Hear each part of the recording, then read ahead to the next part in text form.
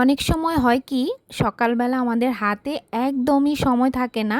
তো সেই মুহূর্তে আমরা ঝটপট সকালের নাস্তাটি তৈরি করতে চাই।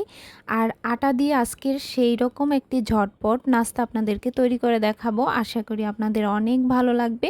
আর খুব সিম্পলভাবে কিন্তু তৈরি করব, তবে খেতে অসাধারণ হবে।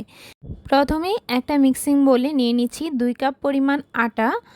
চাইলে আপনারা ময়দাও ব্যবহার করতে পারেন বা এর থেকে বেশি ময়দা দিয়েও করতে পারেন। তো আমি এর সাথে স্বাদমতো কিছুটা লবণ দিয়ে দিচ্ছি। এখানে লবণের পরিমাণটা কিন্তু একটু কম ব্যবহার করবেন। তো সাথে 3 টেবিল চামচ দিয়ে দিচ্ছি রান্নার রেগুলার তেল। তেলের পরিমাণটা এখানে খুব বেশিও দেইনি বা একদম কমও দেইনি। আটার সাথে তেলটাকে খুব ভালোভাবে মিক্স করে নিতে হবে, যতক্ষণ পর্যন্ত না তেলটা আটার সাথে খুব ভালোভাবে মিক্স হয়ে যাচ্ছে। একটু সময় নিয়ে এই কাজটা করলে দেখবেন যে খুব ভালোভাবে ময়ান হচ্ছে।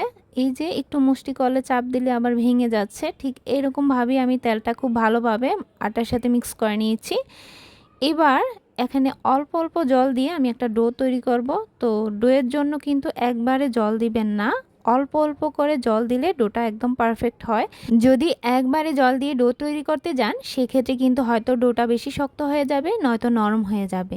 আর দেখুন আমি একটা মিডিয়াম ডো তৈরি করে নিয়েছি। ডোটা বেশি শক্ত বা বেশি নরম হয়নি এরকমভাবে। তো একটা শুকনো সুতির কাপড় দিয়ে উপরটা একটু ঢাকা দিয়ে রাখছি। খুব বেশি সময় রাখবো না। এদিকে আমি একটা ডিমের মিশ্রণ তৈরি করে নেব।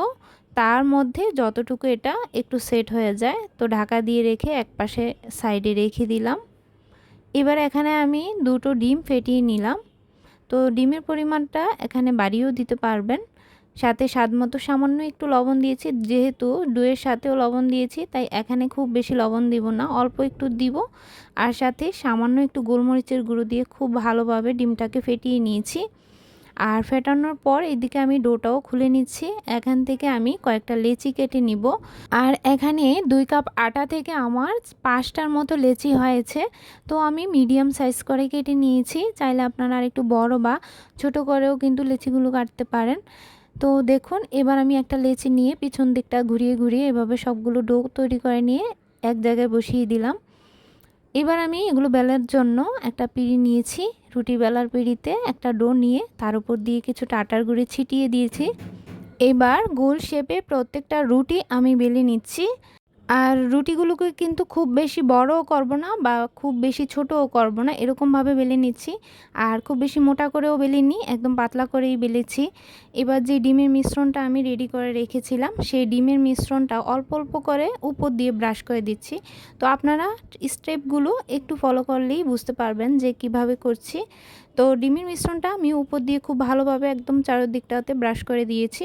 এবার একটা সাইড থেকে এনে ভাঁজ দিয়ে দিচ্ছি। তো একটা সাইড থেকে ভাঁজ দিয়ে এনে খুব ভালোভাবে একটু লাগিয়ে নিচ্ছি। আর যেহেতু ডিমের মিশ্রণ দিয়ে করেছি তাই খুব ভালোভাবে কিন্তু এমনিতেই লেগে যায়। তো এবার দুটো সাইড থেকে ভাঁজ দিয়ে আবারও ডিমের মিশ্রণ দিয়ে খুব ভালোভাবে লাগিয়ে নিচ্ছি।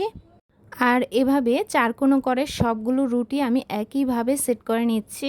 আর এই নাস্তাগুলো কিন্তু একদম ঝটপটি হয়ে যায়, খুব বেশি উপকরণও কিন্তু এখানে ব্যবহার করিনি, আপনারা দেখেই বুঝতে পারছেন।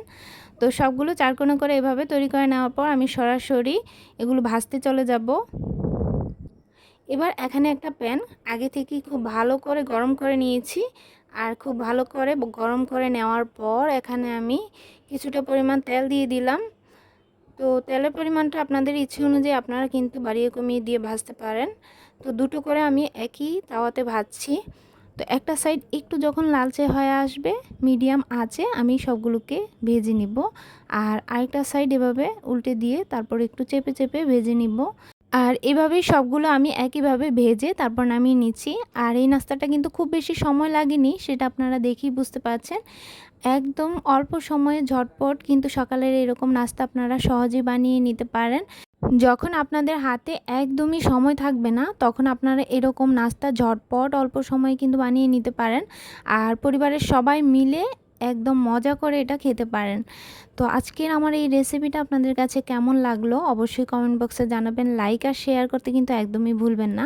আর আপনাদের একটা কমেন্ট আমাকে আরও নতুন নতুন ভিডিও তৈরি করার জন্য অনেক বেশি উৎসাহিত করে।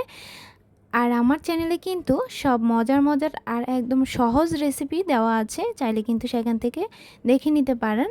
আজকের মতো এ পর্যন্তই। সবাই সুস্থ থাকবেন, ভালো থাকবেন। ধন্যবাদ সবাইকে।